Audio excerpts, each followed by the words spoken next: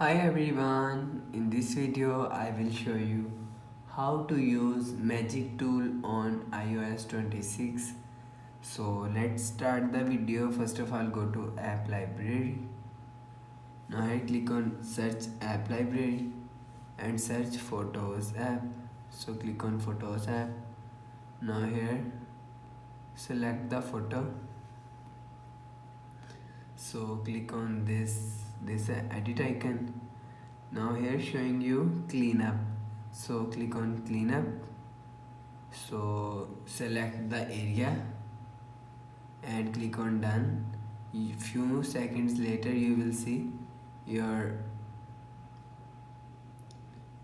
your area is clean. So after the process, click on done. So after the process, go back to home screen, refresh phone. So that's how you can use magic tool on iOS 26. If you like the video, please subscribe. Thanks for watching.